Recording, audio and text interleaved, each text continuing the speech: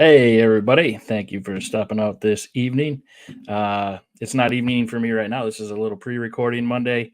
It's 3 o'clock my time, but when you're watching this, it'll be live at 7 p.m. Thank you for hopping on tonight to check out the interview, the sit down with Representative Shae Sortwell. He is a representative out of Two Rivers, the Two Rivers area. Um, very, very interesting take on a few different things. I think it's great to see some support from Republicans. He seems pretty genuine about it, and he talked to. Well, you'll see in the interview here. I'm really hoping that we can start to get some people's voices and their takes to share with you folks here, and then slowly as we gain momentum and get more and more that are coming on here and saying that they're for it, that we can figure out a way to move this thing forward. So, huge shout out to Higher Love for being the sponsor of the podcast. Without them, none of this would be possible. So can't thank them enough. Exciting news. They're going to be opening March 23rd. They're going to be opening the facility you can walk into in Menominee. And I'm looking at doing a collab with them where I'll be out there. Brats, that kind of stuff. Should be a great day. It's a Saturday. So mark your calendars for that, March 23rd. Really looking forward to that. If you haven't checked out Higher Love yet, I highly recommend you do so. And we've got the promo code right above us for you to use as well. Get you 15% off. So huge shout out to them. Huge shout out to Representative Sortwell for sitting down with us. Big shout out to Josh for helping with the camera work. He did an A1 job. Appreciate him as always. Without further ado, I think we should get cooking here with the sit down. So hope everyone enjoys the show. Leave your comments in the comments and have a great night, guys. Here is the sit down with Representative Shae Sortwell. Let's do this.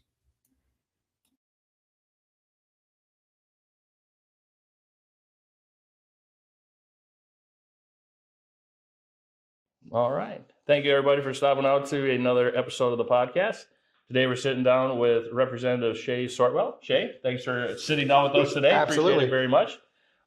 If you want to just give us a quick story on kind of how you ended up here. Was this always kind of an aspiration or just, I always like to kind of start with the background. Yeah, it really actually always has been what I've wanted to do. I've been involved in politics for a long time, for over 20 years now.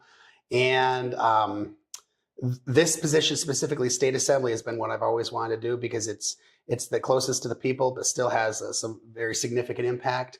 I never really wanted to run for Congress, never really wanted to run for state senate or governor or anything like that. State assembly has been what I wanted to do. And so when I met my wife and we got married, oh gosh, now I'm going to get this wrong. How many years ago now? Let's see, 2007. What is that? We can edit this. We can figure out. I remember it was 2000. I remember it was 2007. I'd have to do the math, but I told her, in about 10 or so years, I was going to try to run for the assembly, and lo and behold, that's exactly what happened. Awesome. And because there was an opening, our state representative was running for state senate, and we jumped in. Awesome. Both feet. Well, congrats, man. That's awesome. How long have you been? It's been a few years now? Yeah. So this is my third term. Okay. Awesome. Very cool. Appreciate you sitting down with us. We basically are just a grassroots movement to help get the voice of the people of Wisconsin together. We really appreciate the time that we've been able to get with politicians and to sit down with you guys, ask a few questions. It's been really enlightening as far as being able. I had never come to the state capitol before, so I was expecting it to be like a super tedious process to try to talk to somebody, and just really appreciate kind of the ease of being able to talk to you guys. So. Yeah, we have one of the most accessible Capitol buildings in the country. Awesome. People be able to, as long as it's our normal business hours, people be able to come and go as they please. And yeah, you have access right to your legislators. You would go knock on their doors, and if they're not there, their staff will be. Sure, that's awesome. Very cool. Well, thanks for sitting down with us again. Wanted to just touch base on a few things that we could come up with. I know, were you one of the gentlemen that you had signed onto the bill for the medical, correct? I did. Okay. Yes. And just a question, because we get this a lot in the group. It seems like for the most part, and this is just what it seems like, and I could be wrong, that the Republicans are against the legalization for adult responsible use. Mm-hmm. Is it safe to say that the majority of Republicans are against that kind of legalization, as far as you're aware? Republicans are Republican legislators. Sure. Because there's a difference in that question. Okay, that's fair.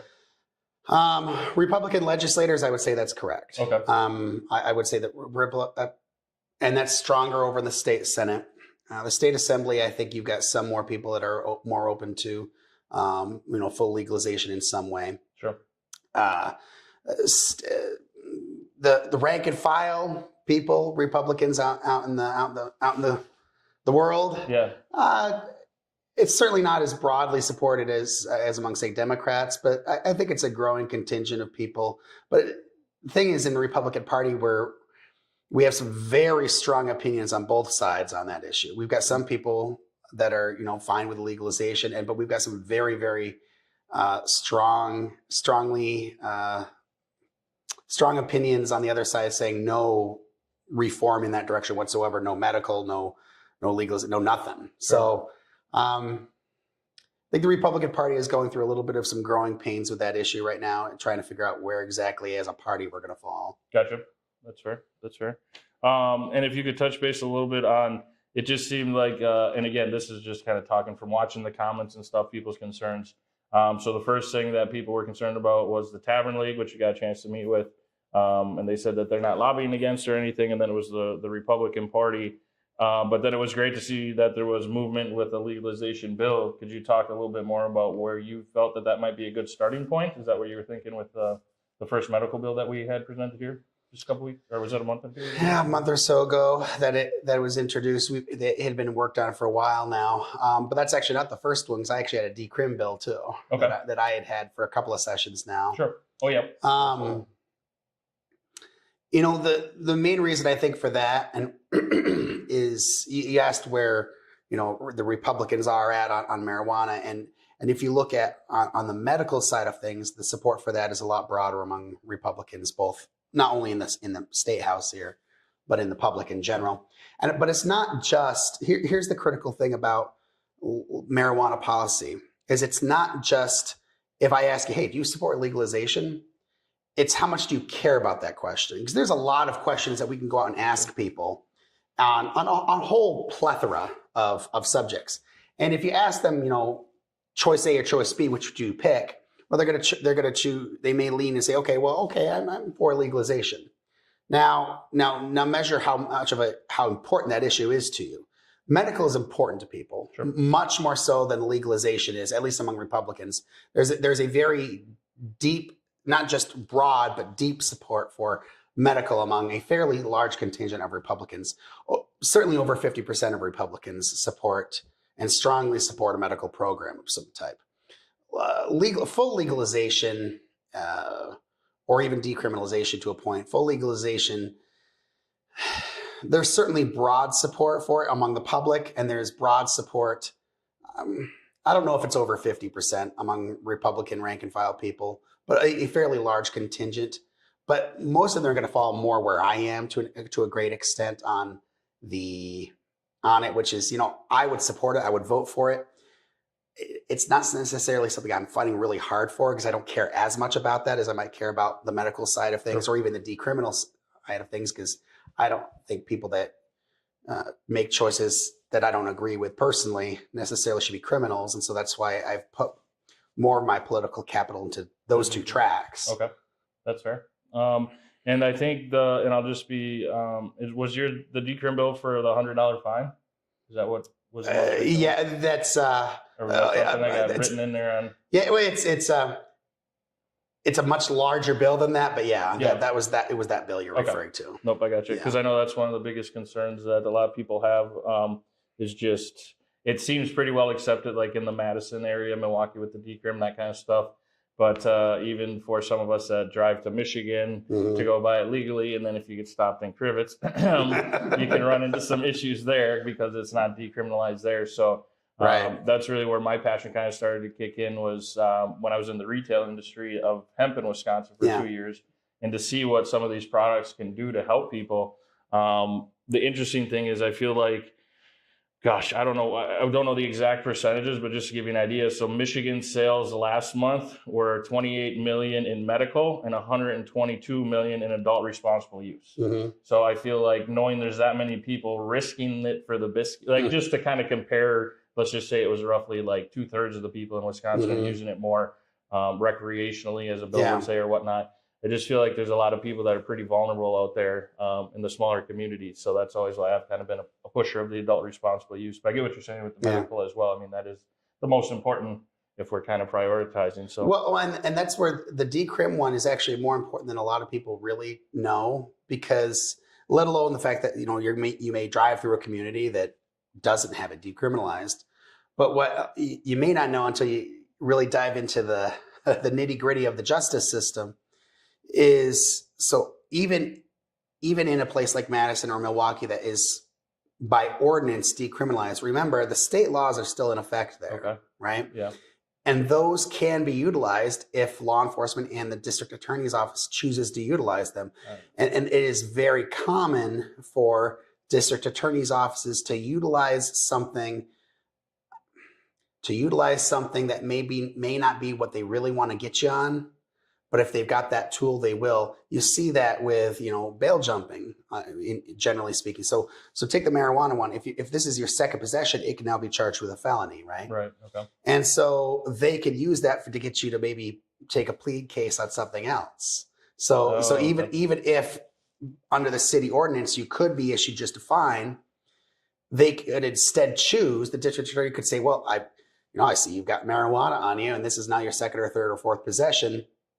And so I think you might have done X, Y, Z over here. Sure. So, but I've got you dead to rights on this felony. So why don't you take a plea charge on something else? Okay. So that, and so it's all actually a lot more interrelated than you might think. Okay. No, that's good to know. I'm actually going to make sure I read the details on that. Because I kind of just read the highlight because it's a little overwhelming at times I feel like I need sometimes a professional interpreter. Yeah. But I understand you got to write it like that. So one of the critical pieces of this bill, of the decrim bill that I wrote with a couple of my Democrat colleagues, well, one of my Democrat colleagues, the other one's now a judge, so she's not in here anymore, but fair. Was removing the multiple offense felony conviction in there. That was a critical piece on, in particular, the Democratic side, but one I supported anyways, because there was a balancing of this bill. Sure. Okay. That makes sense. I did have a question, we had come up with a question when we were talking on the podcast last night. Do you personally, and I can't remember who signed on to or signed against, but did you support Senator Agard's bill? Or if not, what would you like to see changed on that one? Like, just personally, I know. So I didn't look overly closely at Agard's bill this session. I do remember I read her bill from last session a lot more extensively. Sure. I presume it's still the same. Sure. But I don't quote me. I remember one of the issues I had with the bill last session was the fact that the taxes that were on it. I think part of the issue and some of the complaints you hear from some people on my side of the aisle regarding legalization is, look out at Colorado and they've had a spike in crime and all this kind of thing. And is this because of the drugs, the marijuana in Colorado? And I think one of the biggest issues related to all of that is if you are overtaxing something, you are really limiting the benefit of legalization as it relates to criminal activity, because you're not necessarily eliminating the black market. Sure. Right? One of the biggest arguments for getting rid of prohibition on a substance in general is there's quality control, there's safety things in place. Well, that's only true if that's where people are by and large purchasing it. Sure. And what you've seen in some of the states that have gone for full legalization, they see it as such a cash cow that they so tax it that then people are still looking to buy it from Jimmy on the corner. Sure. And who knows, it could be laced with fentanyl. Right. And that kills people. Sure. And so that's part of the problem. And I remember she had a fairly significant tax on it. And as it was written the first time around, at least I know, that same tax, because it was at the wholesale level, where not necessarily the person purchasing it would know they were paying a tax. I hate wholesale taxes. I hate wholesale taxes because they're so sneaky. But the other part of it too was because it was on the wholesale side of it, it also applied medical as well. Okay. And I'm like, well, if this is for sick people, it shouldn't apply to, Yeah. Now I don't know if she fixed that in this version, but I remember criticizing for it last session. Fair. I'll have to double check that. I can't recall. I know, like, just personally thinking, the difference in cost of when I go to, if you were to be traveling through Illinois or Michigan, Yeah. it's like, it's at least almost double when you go to Illinois compared to Michigan for the Oh, same kind of product. So there's definitely something to be said for making it, a fair value price, or, mhm. like you're saying. So we'll definitely have to check on the taxes. First time I'd heard about the spike in crime in Colorado, but I'm also probably reading a lot of pro cannabis news articles, so I'll actually want to do a Sure. little digging into that to make sure. So, Yeah, well, yeah. If you talk to law enforcement from Colorado, they have a lot of these concerns, and they've come in and presented these types of things. Now, I would also argue that Colorado is going to be an outlier, anyways, because you may think this is I'm stereotyping a little bit here, but if you're the first in the nation to legalize the drug,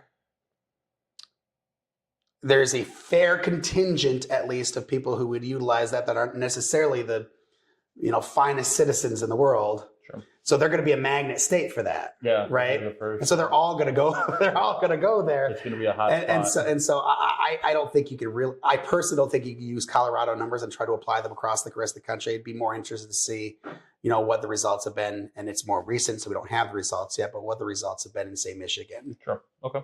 Well, that's good to know. I'll definitely dig into that. Given the growing national trend towards cannabis legalization, what are your primary concerns about legalizing cannabis in Wisconsin? I don't really have many concerns. I mean, I'm okay with adult usage. But the concerns from some in my caucus are really, gateway drug, gateway Which has drug. been pretty well disproven, but that's Well, unfortunate. I literally had I had a guy tell me when I was doing a vote count on seeing if we could pass medical yet this session. I had one of my colleagues say, I don't want to say his family member because I don't want to dime him out with a private conversation. But he mentioned a family member. So, well, you could ask him what he thinks about that as a gateway drug. Oh wait, you can't. He's dead. But that was his response to me. Oh gosh. Right. Okay. And I looked at him and I said, well, I bet he started drinking first. And and then he's like, yeah, he probably did. I said, and I bet he had energy drinks before that because caffeine is a mind altering substance too. Sure. Definitely. And the individual doesn't have much of a response for that, and it's just like this is about responsible usage, and this is about any substance can be abused. Right. I don't know.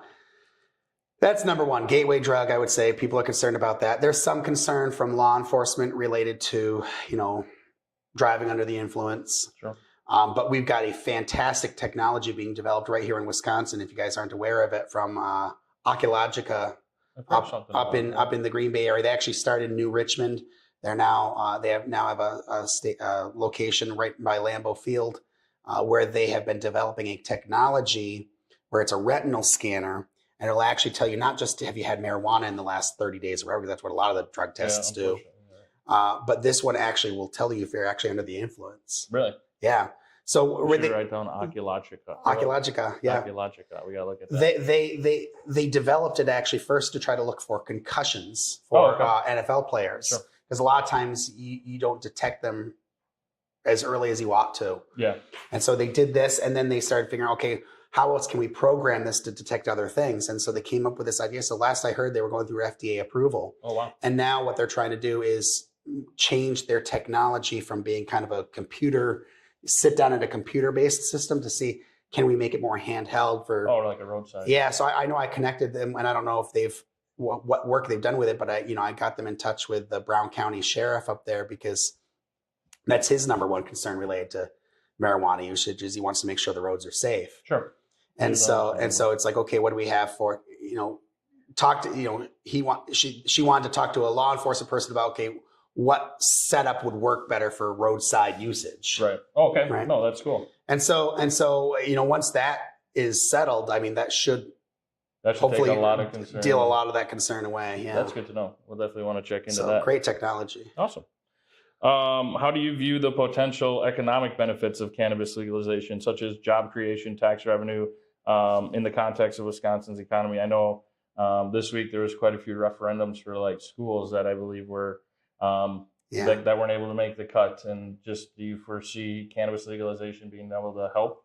I guess it's hard to say when you look at that and when you're talking about where the money goes. But do you see a way forward working with both sides of the aisle to kind of help with infrastructure across the state? I hope not. No? No, because I'll tell you why. Because I do not support legalization for the idea of how much more money can we squeeze from the people. Sure. Oh, that's a good point. I mean, that's not my perspective on any of the policies that we pass here in the Capitol building. I mean, if we're going to have a sales tax on it or whatever, 5% state sales tax, if there's a local sales tax, it is what it is. Treat it like any other product. I'm fine with that. And yes, that'll probably result in some additional money coming into the state or the local communities. And we could decide where we want to put that money. But I know that has been an argument from some of the legalization crowd, and I get where they're coming from to try to, tempt certain people. But I remember there was a forum I had a couple of years ago. I was on the pro legalization side, and there was a radio host on the anti legalization side.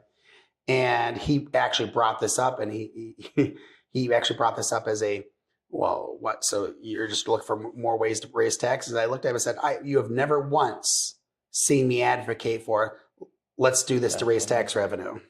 Now, if we get tax revenue from it, great. If there's jobs created that result in additional income tax revenue, great. Right. But that's not my perspective. My perspective is, what is the purpose of government? The purpose of government is listed right in the Declaration of Independence.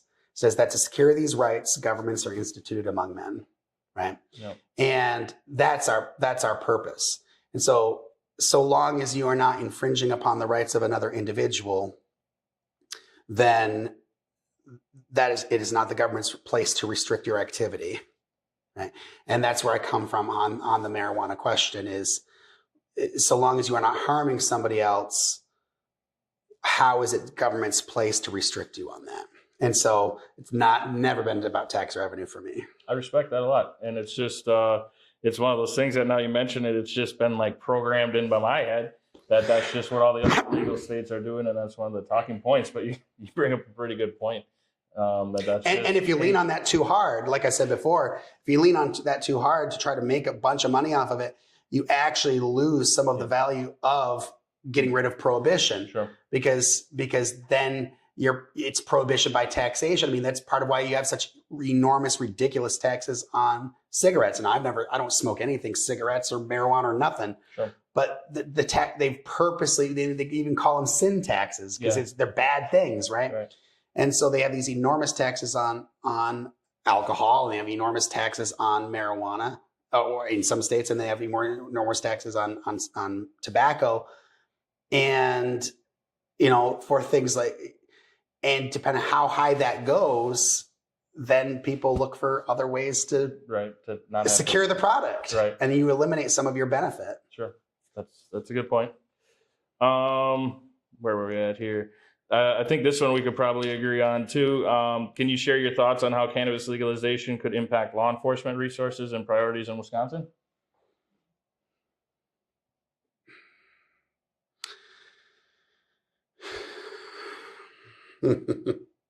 Well, I suppose that's probably a better question for law enforcement. But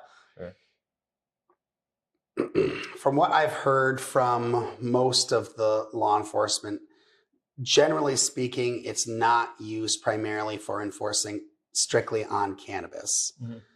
They utilize it as a tool to do other things. And so now that's not true everywhere. There are some places that are going to be very strict on that. Sure. Especially certain rural areas are more strict on that. Like Crivets, shout out Crivets.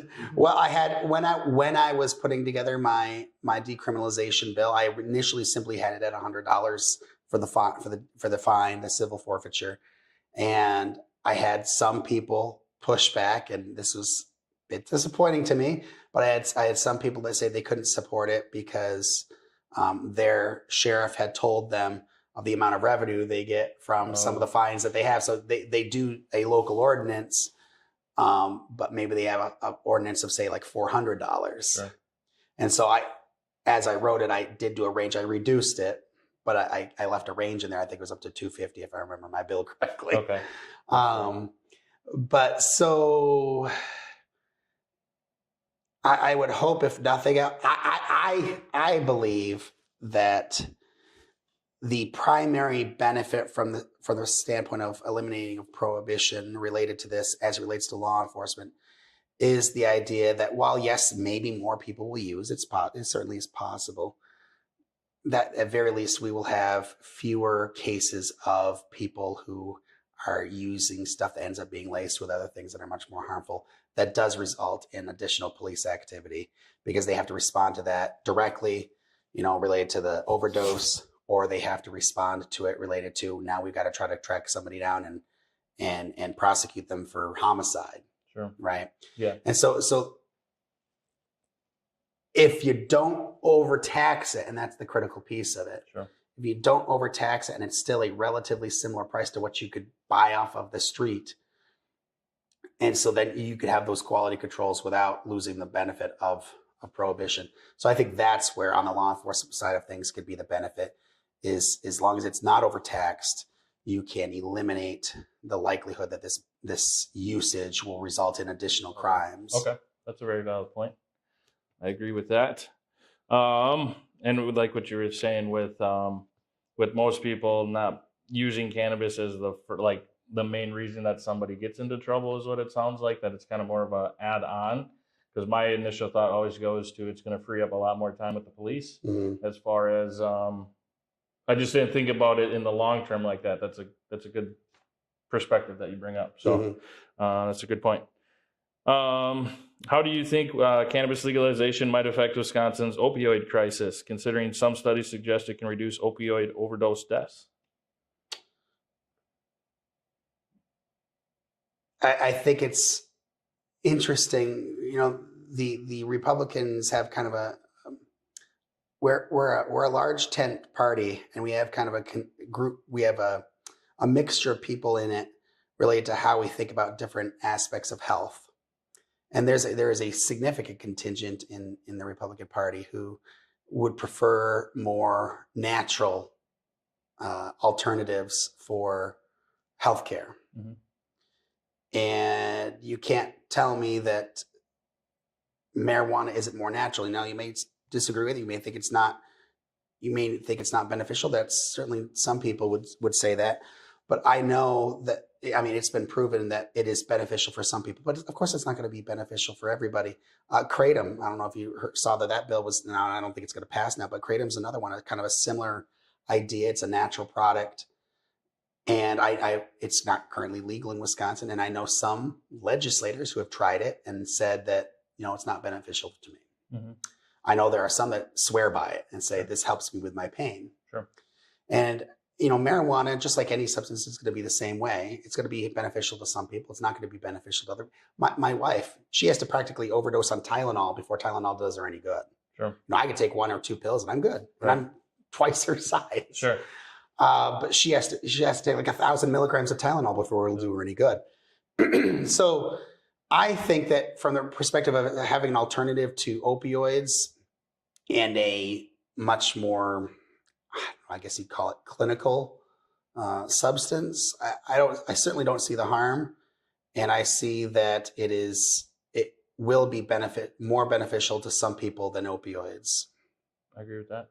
We've had a few success stories that have gotten shared with us, including the gentleman sitting across from us, who were on opioids for quite some time, and a gentleman who spoke at our last event, and he was on meth for 13 years. Yeah. And he would have been off a lot quicker, but he was told by, I forget the name, it wasn't NA, I think it was called, that any drug is bad. So now he calls it green and serene for 7 years, hasn't touched that. He's gotten his life back on track. So like when I hear stories like that, it's like. Have you talked to Representative Mako about marijuana yet? No, not yet. He's on the list. So Representative Mako, if you don't know, his late wife died of cancer. Okay. And he took her, I believe it was to Mexico, if I remember correctly. But anyways, he took her out of state so she could have access to marijuana. Oh, okay.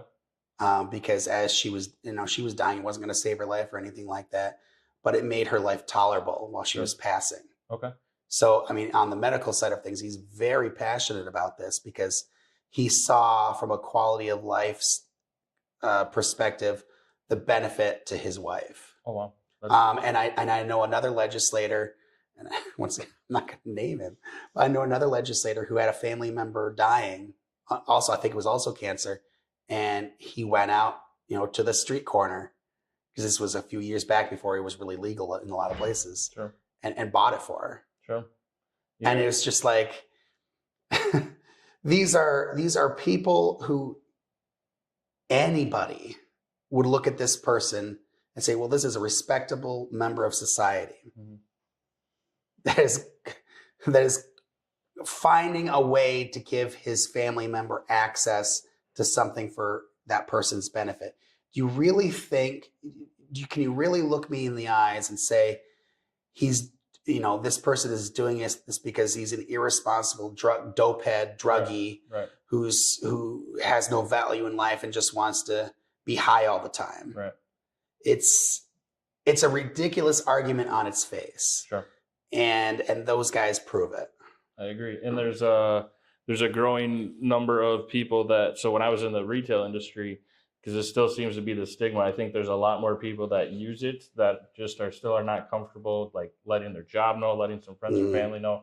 I swear, everyone who came in a business suit to where I was, one of our retail stores, they would hide their name tag. They never wanted to sign up for anything. It's like, no. And then they go outside and they put it under their coat, and it's like, man. So that's what we're really just trying to work on. I think, hopefully with some of the people that are anti-cannabis, it's a lot of miseducation still, and a lot of, maybe you don't see a lot of it, but there's just so many people that you hear all different stories of how it can help, and really trying to highlight those. So appreciate you sharing that. We'll definitely have to talk to Mr. Mako on that one. What are your thoughts on the argument that cannabis prohibition disproportionately impacts minority communities? And do you think that that legalization could address these disparities? Well, if you look at it historically, that was one of its purposes. Oh, sure, the war on drugs. Well, the marijuana prohibition in general. So marijuana prohibition and alcohol prohibition both really kicked off in the 1920s as part of the progressive movement. I'd like to point out that this was about progressive movement. This was not the conservatives. Right. It was the progressives in the Republican Party and in the Democratic Party, but it was the progressives. And it was, by the way, incidentally, the exact same group of people that would also push eugenics. Oh. It was all part of this same group where they thought that they could use government to create this perfect society. And as a Christian, I will tell you, government is never going to get that done. Right. Government is not going to create a perfect society. We can, of course, try to improve things, but I personally think that God is the solution to our societal ills. And as it relates to marijuana, you look at the historical documentation on it, and it absolutely was intended to go after the Black community, but it wasn't about the crime. Not about trying to incarcerate them necessarily. That was a symptom. Sure. What they really were trying to do was they were breaking up the Black family. Now that break up that Black family, part of that is the incarceration that you've seen through prohibition. And what they were trying to do is make a class of people dependent upon the government. So they had a base of votes that they could always depend on. And I point this out to my conservative and Republican colleagues that you want to talk about an independent, who votes for Republicans? It's not the people who are dependent on the government. It's the people who run their own businesses, want to pull themselves up by their bootstraps, tend to have intact families, or at least, if not intact families, at least, there's still a mother and father figure in the home. This was an insidious plot purposely to break down the Black family, make the moms then dependent upon the government for welfare systems and everything else, with the idea that now we have a permanent voting base supporting the progressives. And we still see the results of that today. Yeah, there's a song. I love this song. It's an old country song. And I think, what's the title of it? I know the song, but I think it's called "What Do You Do with Good Old Boys Like Me?" It's an old country song. And there's a line in the song where he says that his dad comes in to tuck his little man goodnight, right? So it's from the perspective of the little boy. And it says he comes in, he stumbles into the room with liquor on his breath and a Bible in his hand. No, gin on his breath and a Bible in his hand, right? And then he talks, how does he say it now? He talks about things I should know. He says something about, he talks about God and things that I should know, right? Mm-hmm. And so I want you to think about this scene for a second here that most Republicans would say, well, that's kind of a sweet scene. You know, the dad is in the kid's life and he's coming to tuck him and he's got a Bible in his hand. He's going to talk to him about God. He's going to talk to him about good things that he needs to know growing up, right? Yeah. The guy is drunk. Right. And yet it is still, despite the shortcoming of that father in that song, it is still for the benefit of that little boy that his father is still in his life. Right? Yeah. And so take that and now apply that to marijuana. I'm not a big fan of usage of marijuana. I've never used it myself. I don't think it's a great idea. But how much more beneficial is it for any kid, but as it relates to race relations, how much more beneficial is it for that little black boy to have his father come in and tuck him in for the night? I talked to him about important things in life, and yes, maybe he's a little bit high when he did it. Not the best choice in my view, but a far better situation than incarcerating him. That's deep. So that's what we need to look at as it relates to prohibition and the results of it. It was done purposely to break down the black family, and we see the bad results of that in society because the breakdown of the family is what has resulted in way too many problems in society. Well, you bring up a very good point there. That is a good point. How do you suggest the state addresses potential concerns from communities or individuals that are opposed to cannabis legalization? I'm sure you have some constituents as well, because obviously I guess, what is your take on that one? Well, for me, as a very strong conservative, as a matter of fact, in the last session, if you look at me in the rankings from some groups, I was ranked tied as most conservative member of this legislature. Okay. And so it's, for people like me, the challenge is showing people who think of themselves as conservatives and think of themselves as Republicans to understand that a true limited government perspective is not about criminalization of marijuana. It is actually historically and logically a follow through on the progressive movement. And that's where I told you about the forum I had with this radio host a few years back. And I went directly at him. I said, well, you have the progressive position. And of course, he's like, he's never been accused of being the progressive before. Sure. I'm like, but you are, because what is the mantra of the Republican Party? Personal responsibility. And if somebody is going to use marijuana and it's going to result, if he uses it in a way that has bad results for himself or his family or bad financial results or whatever, that is personal responsibility. And there will be consequences for that, sure. For himself personally. Why does the government have to bring the consequences? I mean, if you're smoking, if you're lighting up every hour and constantly high so that you can't hold down a job and it results in you not having any money, and next thing there are natural consequences for that.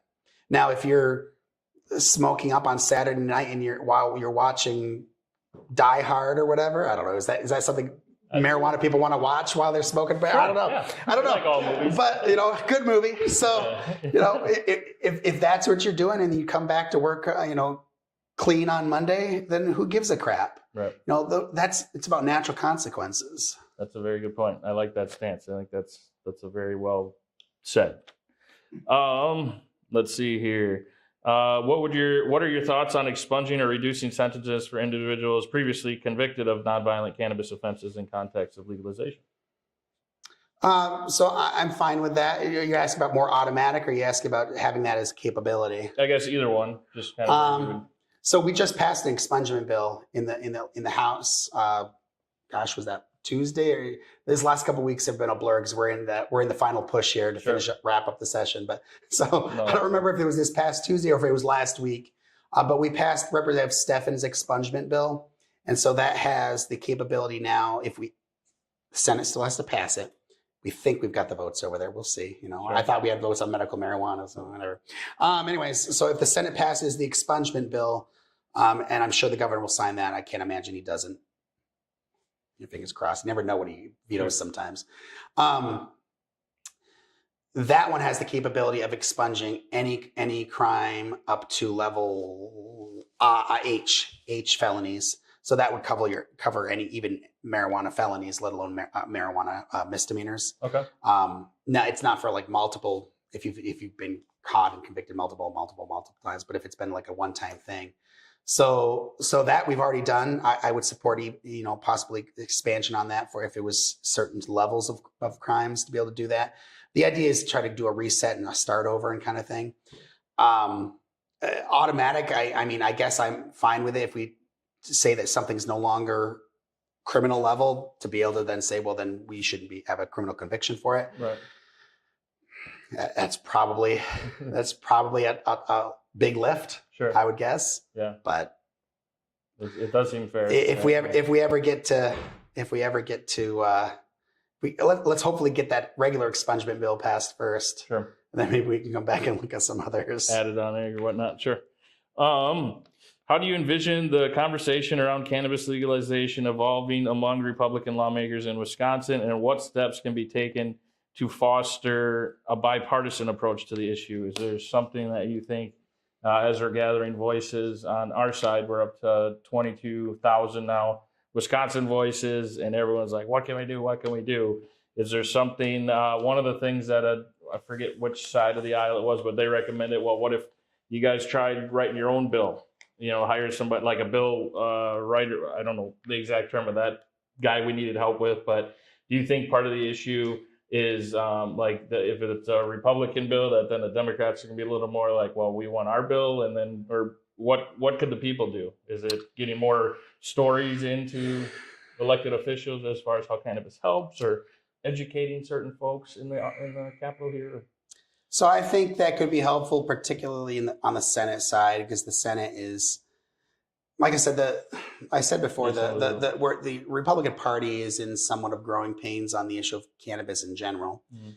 And the young, I wouldn't say the younger generation, but certainly the more recent generation of legislators tend to be more open to the idea of some sort of reform on it. Mm-hmm. Those who've been around longer have become kind of set in their ways on that issue entirely.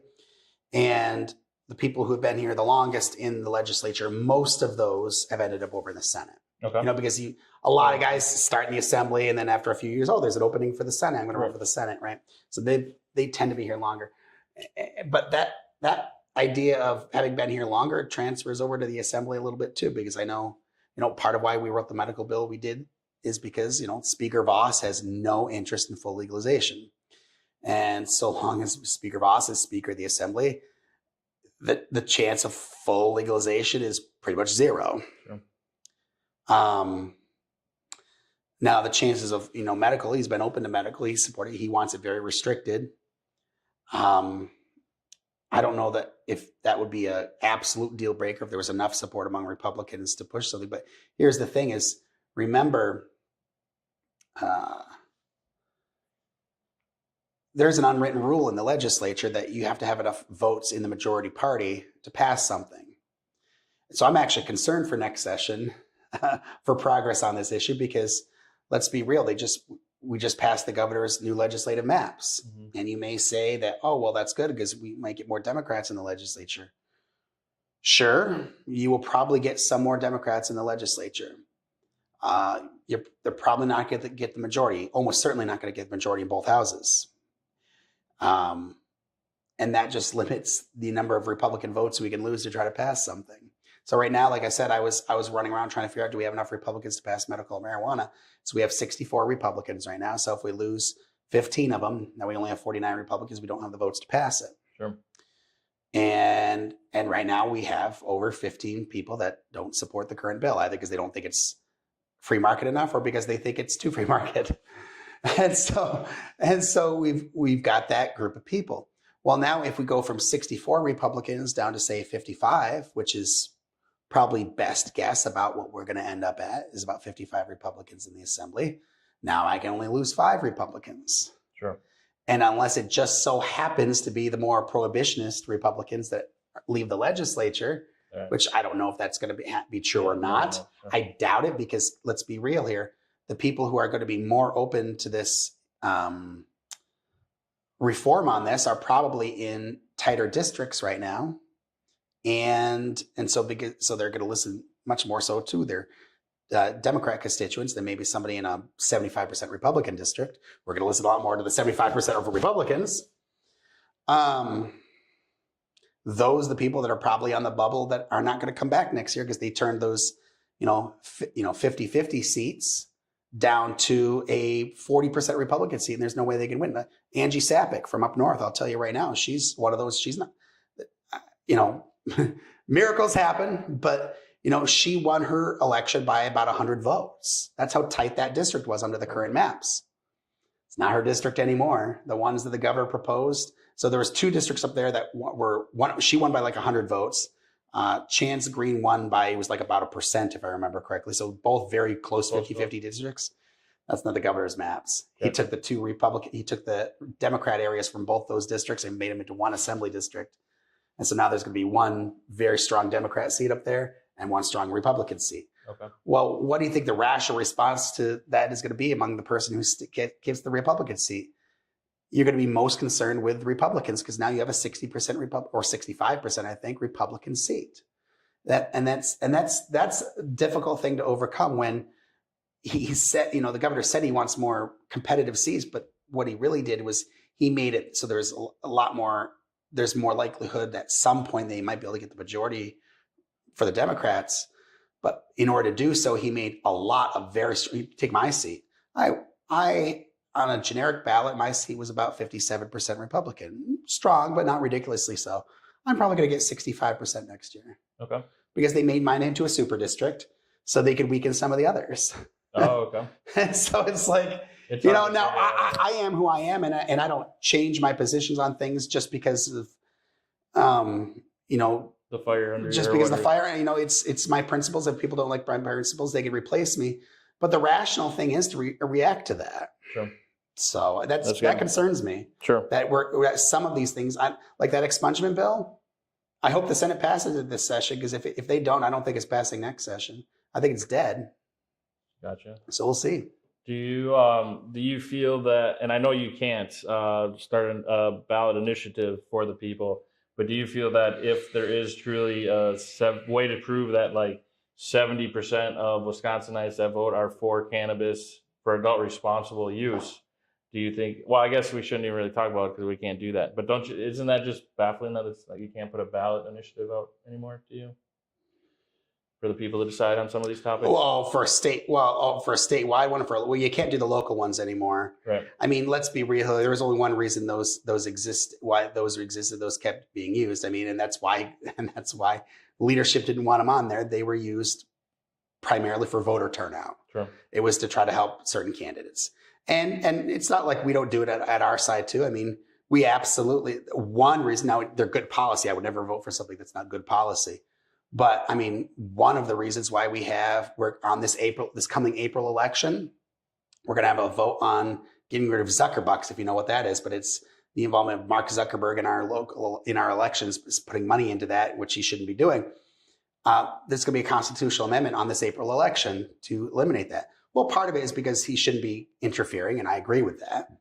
And part of it is because that'll help draw conservatives out to help our local elections. I mean, so that's why we got rid of it, because we knew exactly what it was being used for. Sure. Gotcha. I did have a joke for you. All right. How do fish get high? How do fish get high? You got to end it with a joke. Yeah. I don't know. How do fish get high? Seaweed. Seaweed. Very nice. So if you got to open this session with a talk or anything today, that's what you should use. So I got a joke I heard from Representative Tittle yesterday. yeah. So when you're trying to work on the state Senate to get the expungement bill or whatever else passed, sometimes it's hard to get things passed in the Senate. So we like to make fun of the Senate over here. You know what the difference is between God and state senators? God doesn't think he's a state senator. Oh boy. All right. Well, I do know that we appreciate your time. We appreciate you sitting down with us, being open. Appreciate your time as well, getting in here early, getting it in before you got to get to work. So we'll let you get back to her. And again, really appreciate your time. Thank you much. That's Representative Shae Sortwell. All right. Thanks, folks. We'll catch you later.